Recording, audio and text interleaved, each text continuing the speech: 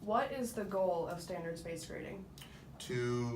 Well, I believe that ultimately the goal of standards-based grading is to de-emphasize work completion and emphasize learning. So focusing on what students actually have learned either to do or to know, instead of just whether students have completed particular tasks.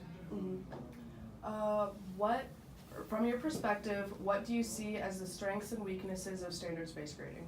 I think the great strength of it is that it focuses on that learning aspect. So we are getting a better picture from it of what students can and can't do. I think its weakness is that the way that it sometimes is structured, it de-emphasizes some of the important, as we call them soft skills, but they really are important skills like timeliness, getting things in with a certain degree of effort, things like that. I think there's some aspects of standards-based grading that has reduced that. And what type of training do teachers receive about standards-based grading? So there's a whole district office on this that works with teachers that are interested in implementing it. Some have served on committees, some have done some professional learning activities on that.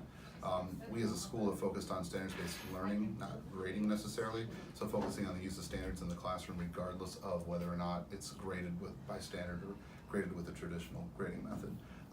So teachers have, and some teachers have gone to some conferences on it. They've done some external work on it as well. Okay, we have one more question. Do you think that standards-based grading has been successful in the classes that have implemented it? I think that what we've seen is teachers who have implemented it have stuck with it, which I think would indicate that they feel that it's been successful.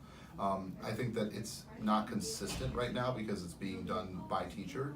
The district has a process that they're using now with middle schools that I think at some point will creep into the high schools, and that might maybe standardize it a little bit more.